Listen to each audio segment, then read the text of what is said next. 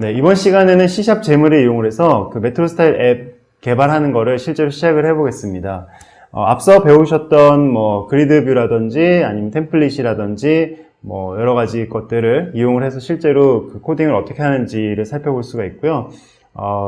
여기서 나오는 내용들은 나중에 실습하기 문서를 통해서 다시 보실 수도 있고, 아니면은 뭐 그 진행 중에 포즈를 눌러서 코드를 뭐 따라 입력해 보신다든지 이런 식으로 활용하시면 좋을 것 같습니다. 먼저 비주얼 스튜디오를 여시고요. 비주얼 스튜디오에서 새로 만들기 프로젝트를 해서 그리드 앱을 선택을 합니다. 비주얼 스튜디오가 선택됐는지, 비주얼 C샵이 선택됐는지 확인을 하고, 거기서 메트로 스타일 앱에 그리드 컨트롤 선택을 하고요. 템플릿을. 그 다음에 콘토소 쿡북이라는 이름으로 그 앱 프로젝트를 시작하겠습니다. 이 이름은 이제 여기서 샘플 코드나 이런 것들이 이 이름으로 되어 있기 때문에 꼭 이 같은 이름으로 하셔야 되고요. 그 다음에 확인을 눌러서 그 템플릿을 생성을 하겠습니다. 생성된 상태에서는 그 실행을 한번 해보면 간단하게 동작 방식을 보실 수가 있는데요. 지금 보시는 것처럼 첫 페이지에서 그룹들이 나눠져 있고, 그룹을 선택을 하면 그룹 안에 있는 아이템들을 볼 수 있고, 다시 아이템을 선택을 하면 아이템 내용을 볼 수 있는 형태로 구성이 되어 있습니다.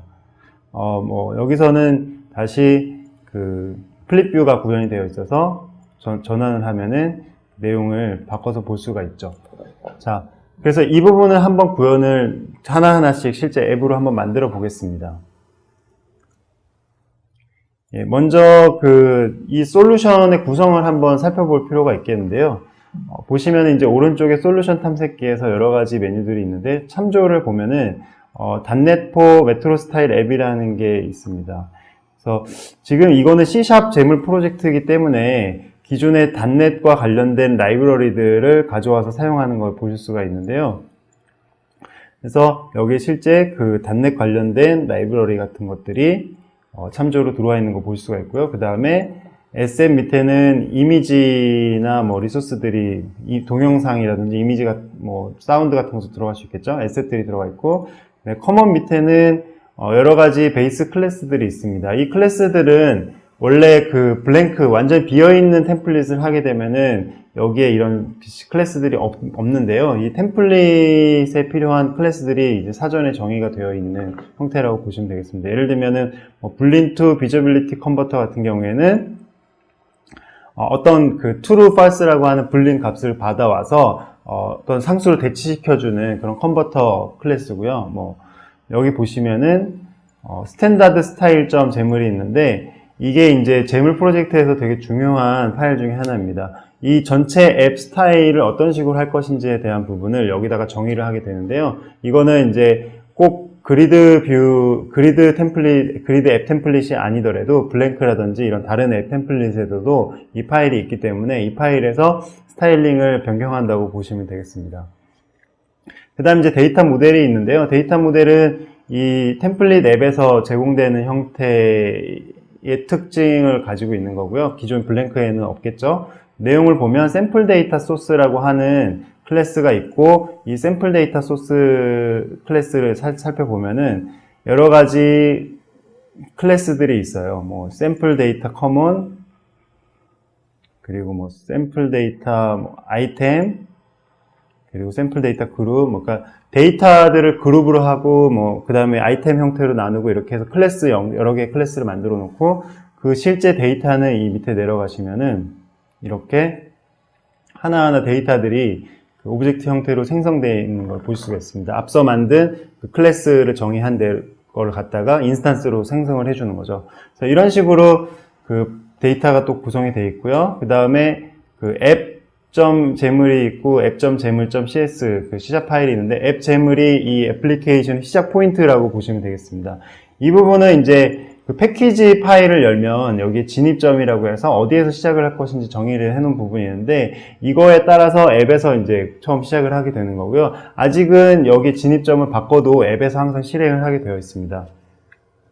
앱으로 들어가게 되면은 기본적인 이제 그 재물 코드가 있고요. 여기 안에 보면은 스트링 키라고 해서 앱 네임을 정의를 해놨는데요. 이 템플릿 프로젝트에서는 앱 네임을 여기서 바꿔주게 됩니다. 그러면 전체 앱에 걸쳐서 이 앱 네임이라는 변수죠. 이 스태틱 변수에다가 이 값을 저장을 해놔서 나중에 언제든지 바꿀 수 있게 하는 거고요. 여기도 이제 제가 한번 앱 네임을 바꿔보겠습니다.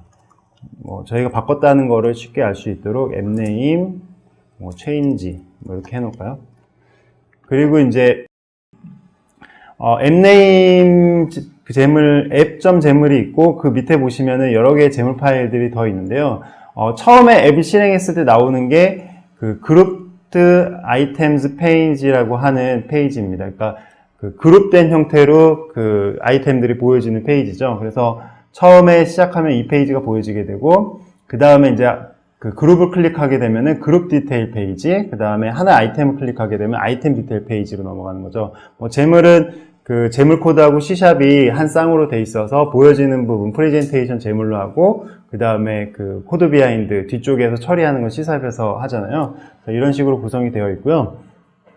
그러면 이제 내용을 좀 보면 앱.재물.cs에서 어떻게 이 그룹 아이템스 페이지로 보여주는지가 아마 궁금하실 것 같아요. 그래서 내용을 보면은요, app.재물.cs의 코드를 쭉 살펴보면 여러 가지 기본 그 코드들이 템플릿에 들어가 있는데 그 중에서 이제 가장 중요한 것이 내비게이트 함수입니다.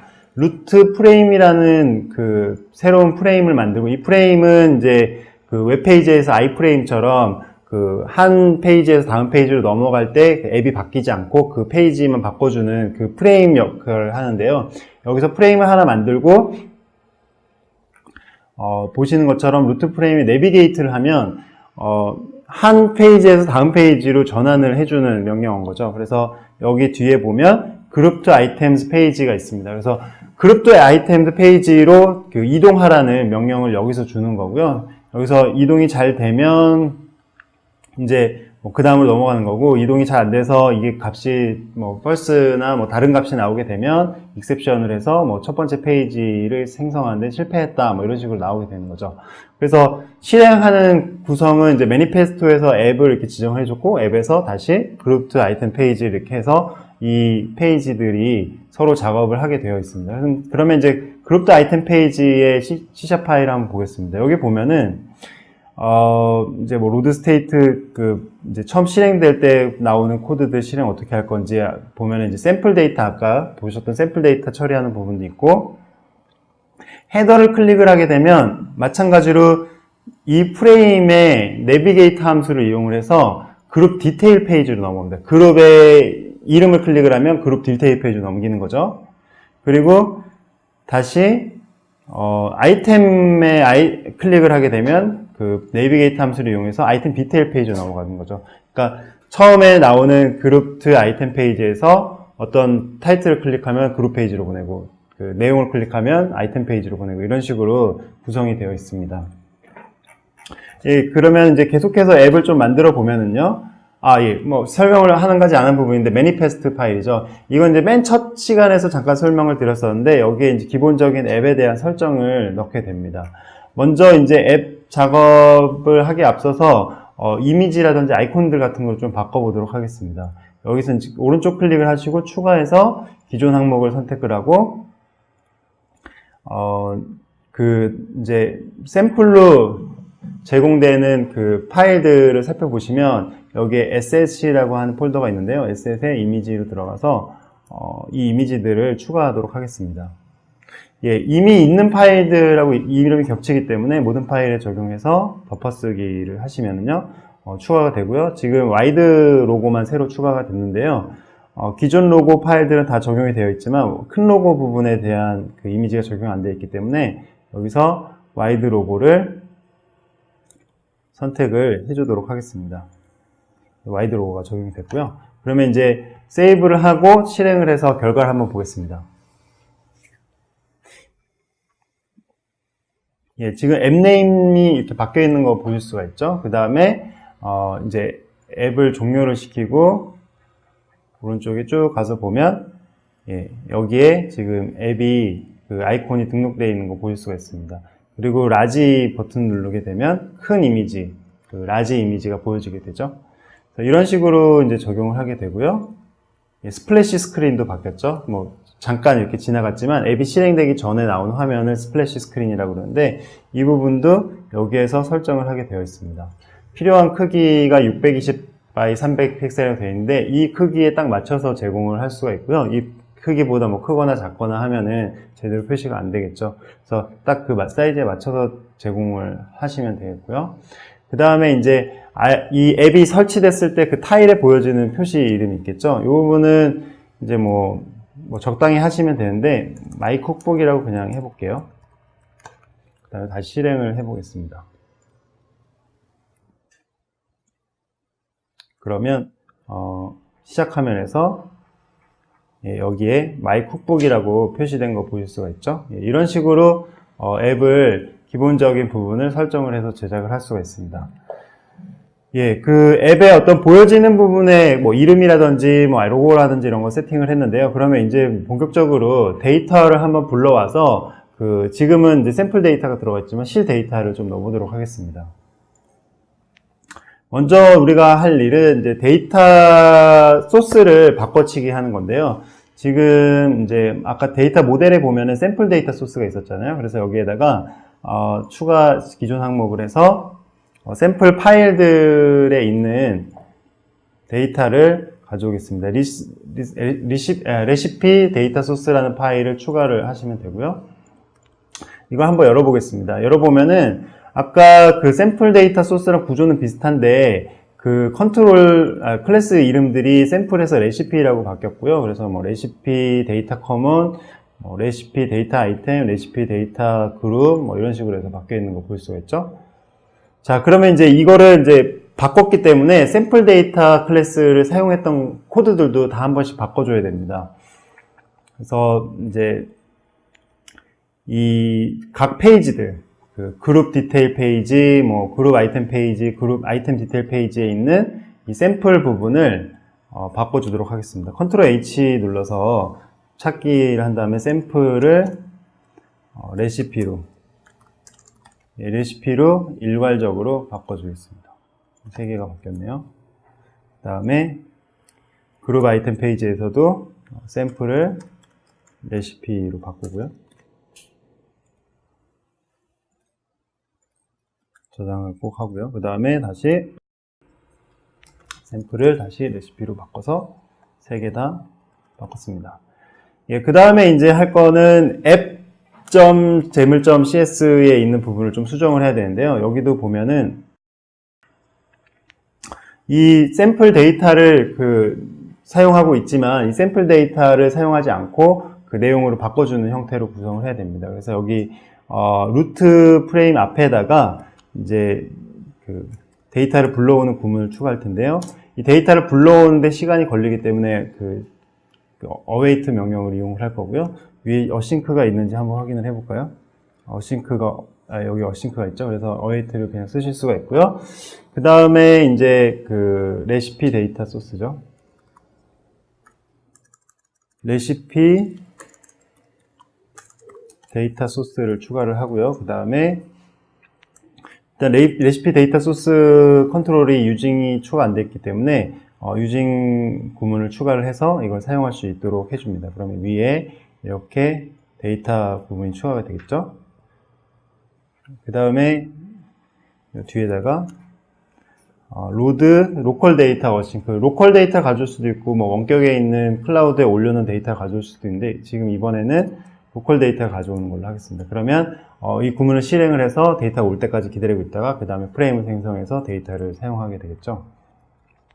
그래서 이런 식으로 이제 작업을 하고요. 그 다음에 이제 데이터 소스가 있어야 되는데 지금 레시피를 보면은 앞서 보셨던 그 샘플 데이터에는 실제 데이터가 들어있는데 이 레시피 데이터에는 데이터가 하드 코딩 되어 있지 않습니다. 그래서 여기에다가 데이터를 따로 파일로 추가를 해줄 거예요. new 해서 추가 새 폴더하고 데이터라는 폴더를 만들겠습니다.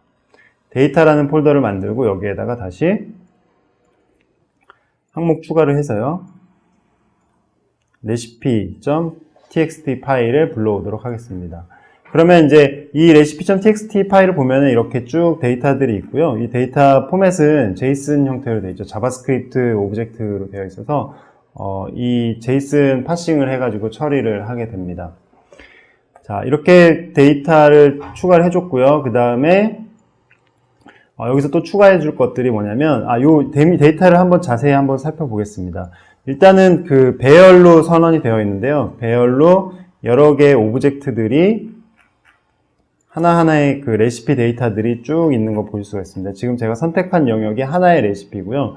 그 하나의 레시피 밑에 보면은 백그라운드 이미지가 있고 이미지 데이터가 필요하겠죠. 그 다음에 뭐 엑스트라 이미지가 또 있고 그 다음에 인그리디언츠 뭐 재료 같은 것들 그 다음에 뭐 준비하는데 걸리는 시간 1시간 그 다음에 짧은 이름과 타이틀 이미지 그리고 긴 이름 뭐 이런 식으로 구성이 되어 있습니다. 그래서 요 내용들을 이제 사용해서 하게 되는 거고요. 이미지를 또 추가를 해야 됩니다. 그래서 여기서 새로 폴더를 또 추가해서 이미지즈라는 폴더를 만들고요. 여기에 지금 이미지즈라고 되어 있기 때문에 이 폴더 이름은 똑같이 이미지즈라고 해야 되고요. 그 다음에 추가 기존 항목을 해서 이제 이미지를 추가하면 되는데 이미지를 하나하나씩 추가하면 시간이 너무 오래 걸리니까 여기에서 폴더째 드래그를 해서 가져오겠습니다. 쭉 이렇게 해서 지금 화면이 안 보이네요. 여기서 쭉 이미지로 드래그를 하게 되면 이미지 밑에 여러 가지 그 필요한 이미지들이 쭉 들어와 있는 거 볼 수가 있죠. 그래서 이런 식으로 이미지까지 추가를 하고 나면 한번 실행을 해서 잘 동작을 하는지 살펴보겠습니다. 예, 그 지금 화면 보시면은 아시겠지만 그 기존에 아무것도 없었던 애플리케이션이 그 이미지들도 예쁘게 들어가서 추가되어 있는 거 볼 수가 있죠. 차이니즈 메뉴를 선택하면 차이니즈 음식들이 이렇게 쭉 나오고요. 그리고 각각 지금 아직 데이터들이 제대로 안 뿌려지고 있는데 이 부분에 대해서 조금 더 추가를 해서 작업을 해보겠습니다. 예, 지금부터는 이제 스타일링을 좀 작업을 해야 되는데요. 스타일은 제가 어디에 있다고 그랬죠? 그 재물 프로젝트에서는 그 커먼 밑에 스탠다드 스타일의 그 데이터, 그 스타일 데이터가 있습니다. 그래서 여기서 쭉 보시면 먼저 그 첫 페이지의 그 데이터를 좀 바꿔볼 텐데요. 스탠다드 250으로 검색을 하시면 여기에 이제 그 첫 페이지 그룹드 아이템 페이지에 적용할 템플릿, 아이템 템플릿을 그 코드가 있습니다. 이거는 이제 어디에 적용이 되냐면 잠깐 앱을 다시 보면 이 첫 페이지에서 요 하나의 아이템, 요 네모칸 영역에 대한 스타일을 적용을 하는 거죠. 그래서 지금 어떻게 할 거냐면 요 지금 타이틀이 들어가 있는 부분이 너무 널쩍한데 이걸 좀 밑으로 내리고 요 글씨를 더 밑으로 내린 다음에 지금 여기 내용도 굉장히 길게 되어 있는데 쇼 타이틀이라고 하는 데이터가 있어요. 그걸로 교체를 해주는 그런 작업들을 좀 해볼 겁니다. 이 사이즈도 좀 조정을 하고요. 그래서 이제 요 밑에 이제 쭉 보시면 다시 그 코드로 돌아와서 보시면 여기 화면이 조금 좁아서 옆으로 조정을 하겠습니다. 여기 보시면 일단은 서브 타이틀이라고 하는 부분이 있는데요. 이제 부제, 그 아이템의 부제죠. 그런데 지금 이 레시피 데이터에는 서브 타이틀이 없습니다. 그래서 이 서브 타이틀을 먼저 제거를 하고요. 그 다음에 이제 가로값을 320 정도로 늘리고 세로는 한 240 정도로 좀 조정을 하겠습니다. 그래서 이런 식으로 조정을 하고요. 그 다음에 타이틀도 아까는 이제 긴 타이틀도 그냥 보여줬었는데 쇼 타이틀 속성으로 바꿔서 이 레시피 데이터에 보면 이제 여기에 있는 이런 롱 타이틀 대신에 쇼 타이틀로 바꿔주도록 하겠습니다. 이거는 이제 제가 그 바인딩 되어 있는 걸 바꿨는데요. 이 바인딩 C샵의 바인딩 기능을 이용해서 어떤 그 데이터 소스가 딱 들어왔을 때 거기 오브젝트 안에 있는 쇼 타이틀이라고 하는 그 데이터를 찾아서 자동으로 바인딩을 해주는 거죠. 쇼 타이틀 바뀌면 자동으로 또 업데이트를 해주고요. 그래서 이런 식으로 구성을 하시면 됩니다. 그래서 간단하게 쇼 타이틀까지 적용을 했고요. 그 다음에 이제 이 속성 값을 보면은 하이트가 60으로 되어 있는데 아까 높이를 좀 조정을 한다고 그랬잖아요. 48로 조정을 해서 다시 한번 실행을 해 보겠습니다. 예, 그러면 아까 앞서 보셨던 것과 다르게 그 아이템의 사이즈가 좀 조정이 되고 밑에도 되게 그 작고 예쁘게 적용이 된 거를 보실 수가 있죠. 예, 그러면 이제 그룹 디테일 페이지를 좀 만져보도록 하겠습니다. 그룹 디테일 페이지도 보면 뭔가 좀 허전하죠. 이제 이 데이터 밑에 예를 들어서 뭐 준비 시간이 얼마나 걸린다든지 뭐 이런 정보들을 좀 제공하면 좋을 텐데 뭐 사이즈라든지 이런 것들 좀 조정해서 좀 디자인을 변경해 보도록 하겠습니다. 다시 비주얼 스튜디오로 돌아와서요. 그 스탠다드 스타일즈 파일에서 다시 작업을 해 보겠습니다. 여기에서 이제 이번에는 그룹 디테일 페이지에 있는 부분 수정할 건데요. 바로 밑에 있네요. 여기 이 부분의 코드를 좀 수정을 할 거고요. 자, 일단은 일단은 여기에서 이제 그 헤더 부분을 좀 수정을 해야 됩니다. 지금 보면 앱을 다시 한번 실행을 해보면요. 예, 여기까지 적용이 됐고, 그 다음에 이제 그룹 디테일 페이지를 좀 볼 텐데요. 그 차이니즈를 누르게 되면은 이 안에 있는 이 그룹 디테일 페이지를 또 변경을 해보겠습니다. 먼저 이쪽 헤더 부분을 좀 수정을 하고요. 그 다음에 각각 아이템들을 수정을 하겠습니다. 이 헤더 부분은 그룹 디테일 페이지 .jmol 파일에 있고요. 이 각각의 그 스타일에 대한 정보는 스탠다드 스타일 .jmol에 있습니다. 그래서 먼저 그룹 디테일 페이지의 그 JMol을 열어서요. 여기에서 헤더 부분, 그리드 뷰의 헤더, 그러니까 그리드 뷰 전체적 그리드 뷰인데 왼쪽에 그 헤더 영역에다가 보여질 부분을 좀 수정을 하는 건데요. 먼저 어떤 부분을 수정할 거냐면 이 텍스트 영역, 지금 화면을 좀 작게 해서 좀 보도록 하겠습니다. 예. 여기에 이제 서브 타이틀이 있잖아요. 그래서 서브 타이틀을 일단 제거를 할 거고요. 그룹에 서브 타이틀이 없겠죠? 일단 지금 제가 실행 중에 했는데 이걸 지우고 여기를 지우고요. 그 다음에 이미지 사이즈를 480 좀 좀 키우겠습니다. 그리고 이제 이거를 이제 가로로 늘리는 게 아니라 그 세로 부분을 좀 늘려서 나중에 포트레이트에서도 화면이 잘 나올 수 있도록 위드 값을 이걸로 하고요. 그 다음에 마진 부분도 한 10 정도 위에 조금 띄워서 보여지도록 하겠습니다. 그래서 이런 식으로 적용을 하고요.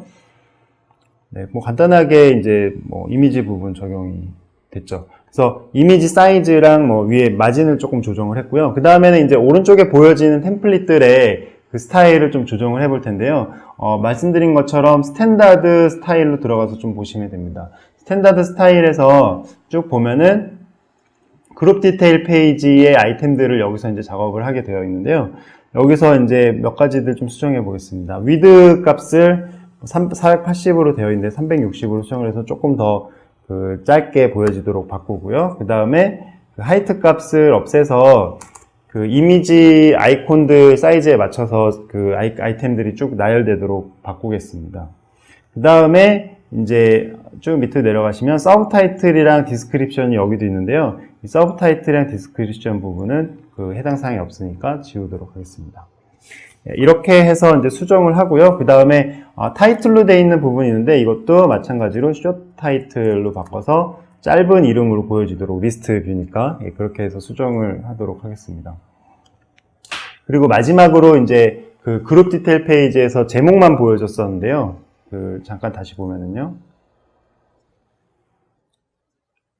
그룹 디테일 페이지에서 제목 이름만 보여줬었는데 요 밑에다가 내용을 조금씩 더 넣어서 준비 시간이 얼마나 걸리는지 뭐에 대한 부분 코드를 좀 추가를 해 보겠습니다. 그래서 이 부분에는 이 타이틀 영역 밑에다가 코드를 추가를 하면 되고요. 일단 정지해야 되겠죠.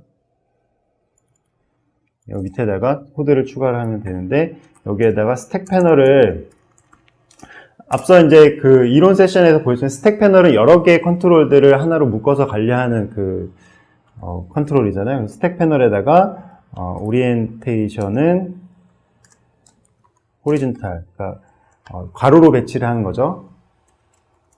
제가 지금 스택 패널을 이용을 하는 이유는 이제 이 안에다가 뭐 준비 시간, 뭐 몇 분, 뭐 그 미니트 뭐 이런 식으로 표현을 하려고 그러는 거고요. 여기다가 텍스트 블럭들을 추가를 해서 그걸 한번 구현을 해보겠습니다.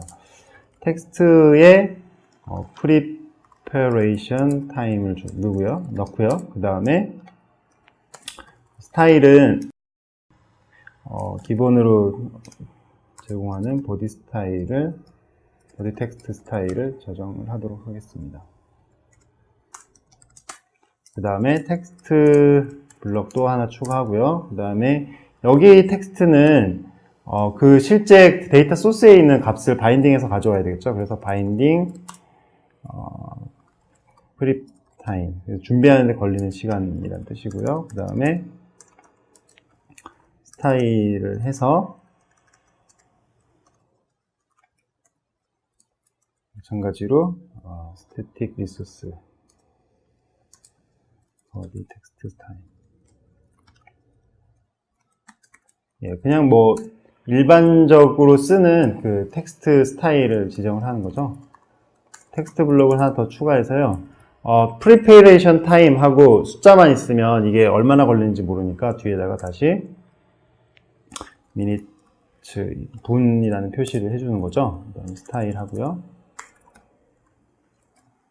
마찬가지로 복사해서 넣도록 하겠습니다. 예. 이렇게 작업을 하고 저장을 한 다음에 실행을 해보겠습니다. 예, 차이니스를 다시 누르면 이 영역의 이미지 사이즈 조정이 되고 위에가 조금 띄어졌고 그 다음에 이쪽 가로 폭이 좀 좁아지면서 이 제목 밑에 preparation time이 있고 그 다음에 60분 뭐 이런 식으로 해서 보여지는 걸 볼 수가 있죠. 지금 약간 그 preparation time하고 60분 사이의 간격이 바로 붙어 있어서 조금 안 예뻐 보이는데요. 여기서 이제 preparation time 여기 옆에다가 그 마진을 추가를 해서 그 간격을 좀 조정을 하겠습니다. 마진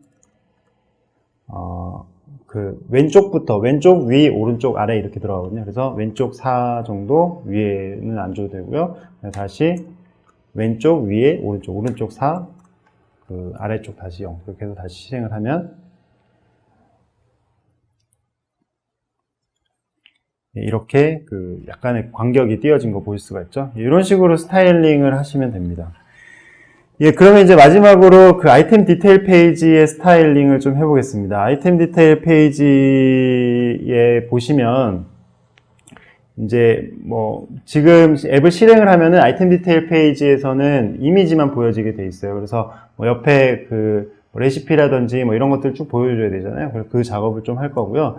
먼저 이제 그 데이터 처리 작업을 좀 먼저 해야 되는데 지금 데이터 소스를 한번 보면 재료부터 한번 보시면요. 재료에 들어가는 하나하나의 항목이 배열로 들어가 있거든요. 배열에 스트링으로 하나하나씩 들어가 있는데 이거를 이제 하나의 그 스트링으로 딱 합쳐주는 그런 컨버터가 필요할 것 같아요. 그래서 이 부분을 먼저 작업을 해보겠습니다. 먼저 일단은 그 커먼이라고 하는 폴더에다가 이 부분이 자꾸 뜨서 좀 그러네요. 그래서 커먼이라는 폴더에다가 오른쪽 클릭을 해서 새로 그 클래스를 추가를 하도록 하겠습니다. 클래스 이름은 리스트 컨버터라고 하고요. C# 클래스겠죠. 그래서 리스트 컨버터를 만들었고요. 이 리스트 컨버터는 이제 방금 말씀드렸던 것처럼 리스트 형태로 되어 있는 데이터 스트링들을 하나로 합쳐서 이제 하나의 스트링으로 바꿔주는 역할을 할 건데요. 그 C샵에서는 이 컨버터 역할을 그 바인딩 할 때 씁니다. 바인딩 아까 말씀드렸던 것처럼 데이터 소스하고 오브젝트하고 자동으로 연결시켜서 이게 바뀌었을 때 보여지는 게 바뀌는 부분인데요. 이 바인딩 할 때 이쪽에서 스트링 타입으로 필요로 하는데 이쪽에서 배열 타입으로 보여주면 이 타입이 달라서 지정이 안 될 오류가 나잖아요. 그래서 이 컨버터라는 녀석을 이용을 해서 이 들어오는 그 바인딩 소스를 그 목적지에 맞게 바꿔주는 거를 자동으로 여기서 하게 됩니다. 그래서 이제 이 소스 작업을 할 텐데요. 여기서 이제 이 새로 생성한 클래스 같은 경우에는 그냥 뭐 아무 내용 없는 클래스이기 때문에 여기에서 그 인터페이스를 구현하는 형태로 해서 컨버터를 구현하겠습니다. iValue 컨버터라는 인터페이스를 가져올 거고요. 그 다음에 그 유징을 이용해서 데이터를 넣어주면 이제 요 작업을 시작을 하면 되는 거고요. 그 다음에 이제 비주얼 스튜디오에서 좋은 점 중에 하나가 인터페이스 같은 것들은 자동으로 구현을 해주거든요. 그래서 인터페이스 구현을 딱 누르면 여기에 이제 기본 함수인 컨버터하고 컨버트백이라는 함수가 자동으로 구현된 거 볼 수가 있습니다. 물론 이제 실제 그 동작은 자동으로 안 만들어주기 때문에 이 부분에 대해서는 직접 추가를 해줘야 되겠죠. 이 부분 코드를 간단하게 좀 추가를 해보겠습니다. 뭐 C샵에 익숙하신 분들은 뭐 잘 아시겠지만 뭐 C샵에 익숙하지 않다 그러면은 뭐 보시면서 이런 식으로 그 컨버터 구성하는구나 라고 보면 될 것 같아요. 그래서 일단은 여기에서 사용하는 그 포맷에 맞춰서 리스트를 만들어줘야 되는데요. 스트링 클래스, 스트링 형태로 되어 있는 옵저버블 컬렉션, 즉 이제 나중에 바인딩에서 데이터 바뀌었는지 안 바뀌었는지 뭐 그 확인해주는 형태의 그 오브젝트를 만들어주고요. 그 다음에 마찬가지로 여기서 유징 한번 써주도록 하겠습니다. 이 상태에서 옵저버블 다시 컬렉션 하고 그 다음에 여기다가 다시 스트링으로 되어 있는 옵저버블 컬렉션, 뭐 리스트를 다시 받아온다는 건데요. 지금 여기서 넘어오는 그 오브젝트가 밸류이기 때문에 밸류를 써서 그 새로 생성하는 아이템을 만들어서 거기서 이제 받아주는 거죠. 이렇게 만들고 나서 스트링 빌더를 이용을 해서 스트링들을 하나로 합쳐줄 거예요. 그래서 빌더라는 오브젝트 하나 만들고 new string builder 하고 그 다음에 포이치 구문을 이용을 해서 지금 방금 저기 코드 조각을 이용을 해서 내용을 추가를 했죠. 쉽게 탭을 누르면은 바로 생성이 되고요. 그 다음에 아이템즈 받은 아이템을 갖다가 하나씩 아이템을 실행을 하면서 스트링 빌더에다가 추가해서 넣는 겁니다. 스트링 빌더는 이제 이렇게 포문 같은 데서 스트링을 스트링을 작업을 하는 경우에 퍼포먼스 측면에서 그 혜택을 볼 수가 있어요. 빌더에 append 아이템에 있는 스트링 내용을 추가하는 거고요. 그 다음에 빌더에다가 다시 append 하고 이제 나란히 쭉 붙이는 게 아니라 그 계획 문자를 넣어서 한 줄씩 띄어서 이렇게 들어가도록 이런 식으로 추가를 해주겠습니다. 그 다음에 이렇게 작업된 그 스트링을 빌더 투 스트링을 이용해서 돌려주는 거죠. 그러면 이제 결과를 받아서 이제 처리를 해주겠죠. 바인딩 하는 과정에서. 일단은 컨버트 백은 지금 필요하지 않기 때문에 이 부분만 구성을 해서 작업을 했습니다. 자, 그러면 이거를 이제 그 실제 그 바인딩 하는 부분에다가 적용을 해야 되겠죠. 네, 그러면 이제 아이템 디테일 페이지에 어떻게 작업을 하면 되는지 살펴보겠습니다. 아이템 페이지에서 이제 페이지 리소스에다가 방금 작업했던 리스트 컨버터죠. 리스트 컨버터를 추가를 해서 그 키 값을 리스트 컨버터라고 해서 추가를 하고요. 그 다음에 이제 이렇게 해놓으면 나중에 이제 뒤에서 리스트 컨버터를 이용을 해서 그 뭔가 컨버팅을 할 때 쓸 수가 있는 거죠. 뒤에 이제 소스 코드를 좀 더 추가를 해야 되는데 플립뷰 아이템 템플릿이라는 부분이 있습니다. 이 부분이 이제 이 아이템 같은 경우에는 지금 플립뷰를 이용을 하고 있잖아요. 그러니까 아이템 1, 아이템 2를 전환할 때 양쪽에 그 핸들러가 있어서 이렇게 누르면 다음 아이템으로 넘어가는데요. 이게 이제 아이템 뷰, 플립뷰잖아요. 그래서 그 플립뷰 안에 이제 데이터 템플릿을 통해서 어떤 식으로 보일지를 정의를 하게 됩니다. 근데 이 부분을 저희가 싹 바꿔야 돼요. 그래서 쭉 내려가면 데이터 템플릿이 있는 부분인데 이 부분을 다 지우고 CS파이 교재에 있는 그 코드를 여기다 넣으면 되는데요. 거기에서 이제 붙여넣기를 하시거나 아니면은 제가 보여드린 코드들을 쭉 보면서 하나하나씩 입력을 하셔도 될 것 같아요. 뭐 별로 추천하는 방법은 아닙니다만 아무튼 이제 재물을 미리 준비된 코드로 바꿔치기를 하고요. 그 내용을 한번 살펴보겠습니다. 한번 쭉 보면은요, 플립뷰 밑에 이제 유저 컨트롤 하나 만들어서 유저 컨트롤이라는 걸 이제 사용자 전용 클래스 같은 거고요. 그래서 그 밑에다 스크롤 뷰어를 넣어서 좌우로 스크롤 되는 뭐 컨트롤 뷰어를 하나 넣고요. 지금 이제 버티컬 스크롤 뷰어 스타일로 적용이 되어 있지만, 예, 스크롤 뷰어를 일단 넣고요. 그 다음에 그리드를 생성을 해서, 그리드 안에 컬럼을 3개, 하나, 둘, 셋, 넷, 5개를 나눕니다. 그래서 40씩 여백을 두고 400, 360, 그리고 별 해서 그 사이즈에 맞는 그 그리드를 만들게 되고요. 이 이제 여기에는 위드가 없는데 이건 별로 그냥 스타로 지정이 돼서 화면 사이즈가 변하게 되면은 그 나머지 영역을 이걸로 지정하겠다라는 그런 의미죠. 그 밑에 보면 이제 스택 패널이 있고요. 스택 패널은 그리드 컬럼 0의 지정이 되어 있습니다. 즉, 이 아이템 타이틀 밑에 있는 이 영역이고요. 여기 보면은 아이템 타이틀이 들어가는 텍스트 영역이 있고, 바인딩이 이제 타이틀로 되어 있죠. 그래서 이제 긴 타이틀을 이제 여기다 적용을 하는 거고요. 그 다음에 밑에 이미지가 들어가고, 그 다음에 스택 패널. 다시 스택 패널을 하나 넣는데, 여기를 내용을 보면은, 이 밑에 이제 프리퍼레이션 타임이 여기 들어가게 됩니다. 그래서 여기도 마찬가지로 프랩 타임이 들어가게 되어 있고요. 그 다음에 이제 두 번째 스택 패널을 보면은요, 그리드 컬럼 2로 해서 들어가 있는, 이게 0, 1, 2니까 2가 맞죠? 여기에 들어가는 거고, 텍스트가 2개가 있는데, 첫 번째는 타이틀, 인그레디언트라는 타이틀이고, 두 번째는, 실제 인그레디언트 데이터를 뿌려주는 부분입니다. 그래서 바인딩을 했는데, 아까 만들었던 컨버터를 이용을 해서, 들어오는 리스트 데이터를 스트링으로 바꾼 다음에, 그 데이터를 텍스트에 넣어주게 됩니다. 그래서 스태틱 리소스 앞에 정의했던 리스트 컨버터를 가져와서 컨버터로 사용을 하고 있고요. 그래서 이런 식으로 바인딩을 해서 이 화면에 뿌려주게 됩니다.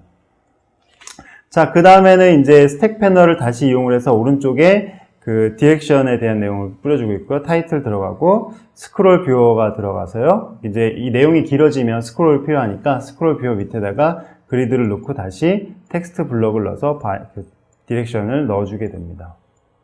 이런 식으로 구성이 되고요. 그 밑에 비주얼 스테이트 매니저가 있는데, 비주얼 스테이트 매니저 이 부분은 풀스크린이거나 포트레이트거나 아니면 스냅뷰일 때 이 컨텐츠의 내용이 어떤 식으로 바뀌어야 되는지에 대한 부분 설명하고 있는데, 이 부분은 아직 구현이 안 돼 있는 상태이기 때문에 나중에 스테이트 그 관리를 하는 부분으로 갔을 때 좀 더 자세히 보도록 하겠습니다. 예, 그럼 이렇게까지 저장을 하고 실행을 해서 결과를 한번 확인을 해보죠. 예, 이 그룹 디테일 페이지고요. 그 다음에 그룹 디테일에서 아이템 디테일로 가면은 보시는 것처럼 왼쪽에 타이틀 이미지, 그리고 뭐 프리퍼레이션 타임, 그리고 재료, 디렉션 이런 것들이 잘 보여지고 있고요. 이 전체가 지금 그 플립뷰이기 때문에 다음 아이템으로 쉽게 전환할 수 있는 거 보일 수가 있습니다. 예, 여기까지 그 간단한 데이터를 불러와서 각각의 스타일을 적용을 해서 그 보여지는 부분을 좀 바꾸는 것까지 했는데요. 리스트 뷰를 잘 쓰면은 굉장히 그 간단한 애플리케이션을 빠르게 만들 수가 있습니다. 그래서 지금 보셨던 내용을 잘 보셔가지고 여러분들이 작업하는 뭐 데이터나 아니면 어떤 데이터 소스 같은 것들을 활용하셔서 앱을 만들어 보시면 좋겠습니다. 다음 시간에는 이걸 조금 더 발전시켜서 여러 가지 기능을 더 붙여보도록 하겠습니다. 감사합니다.